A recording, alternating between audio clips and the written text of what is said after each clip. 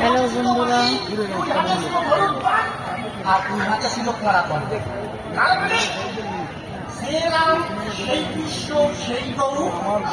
Hello বন্ধুরা, এখানে হরি ঠাকুরের বাসর বসেছে। হরিচাঁদ গুরুচাঁদের মেলা দেখো, কত সুন্দর মেলা বসেছে। হরিচাঁদ গুরুচাঁদের মন্দির, কত সুন্দর মন্দির।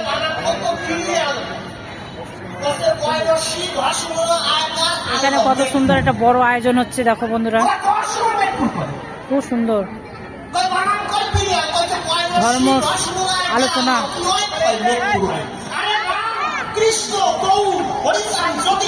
হরিচাঁদ গুরুচাঁদের কত সুন্দর কথাবার্তা বলছে, শোনো বন্ধুরা, শোনো।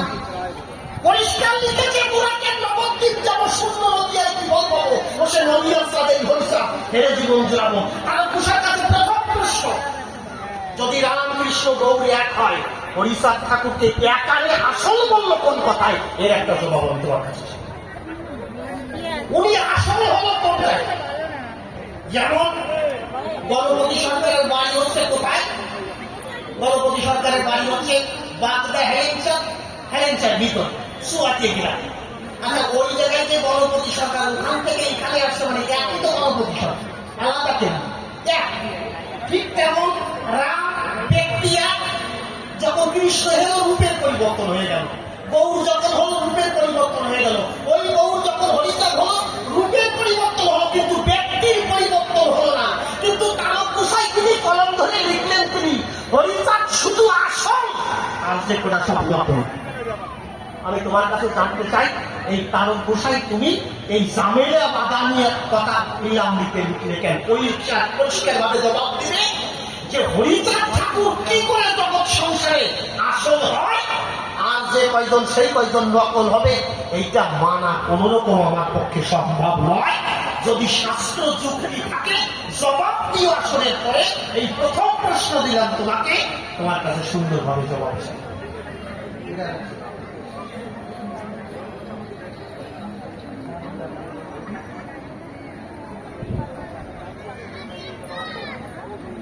কি বলবো আপনার দিকের ধারে? কি বলবো আপনার দিকের ধারে প্রশাসনের গাড়ি করে? প্রথম প্রশ্ন করলাম তাকে, আপনার আমার কথাগুলো কি বুঝতে পারছেন? যদি হরিচাঁদ ঠাকুরকে আসল করে, যে হরিচাঁদ ঠাকুর আসল, তাহলে ওই সমস্ত শিবপূজা গান কেটে দিতে হবে। মোরা কেন নবদ্বীপ যাবো শুল্ক নদিয়ায় কি বলবো, এই সমস্ত গান আগে কাটতে হবে, তারপর হরিচাঁদ ঠাকুরকে আসল করতে হবে। যে গ্রন্থে লেখা আছে যে গৌর সেই কৃষ্ণ সেই হরিচাঁদ, সেই গ্রন্থগুলো আগে কাটতে হবে। তোমার আসল যদি হরিচাঁদ ঠাকুরকে বানাবে, কথা নিও অশ্বিনী ঘোষার কথা ঠিক নাকি তারক ঘোষার কথা ঠিক? তারক ঘোষাই কয় আসল, আর অশ্বিনী ঘোষাই করছে না না না না, ওই সেই গৌর হচ্ছে এই হরিচাঁদ, এরে জীবন জুড়াবো পুরাকে আর নবদ্বীপ যাবো শূন্য নদিয়ায় ফল পাবো। এই প্রথম প্রশ্ন করলাম দান। আজকে তারক গোসাই পাগল হয়ে যাবে, ধারে কাছারে দড়ি কাছি থাকলে দড়ি রাখতে বুঝতে ভাঙিয়ে রাখে, উনি আজকে পাগল হয়ে যাবে। ওনার মাথা আজকে ঠিক থাকবে না, কারণ যেভাবে আটকাচ্ছি সারাই তাকে হারিয়ে যায়।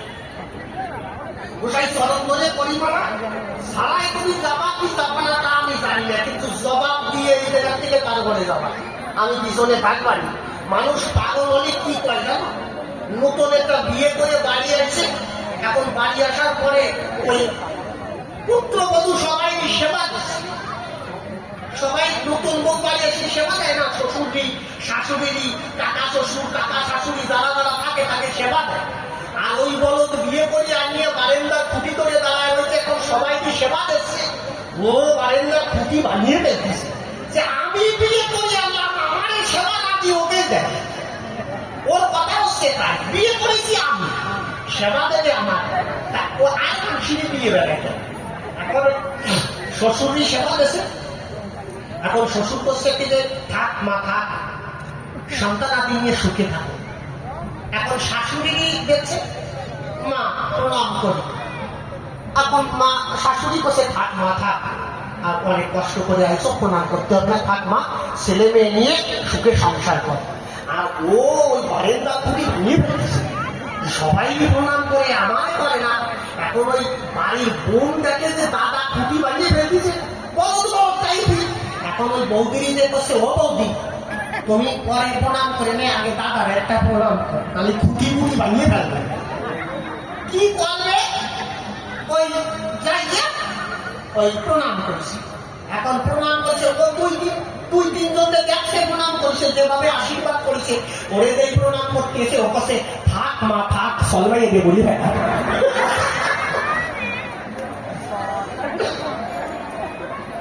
এখন কাছে তুমি করো কি, আমার না করছো কেন? আচ্ছা আশীর্বাদ বহু দিয়েছি, নিজে তাই কর।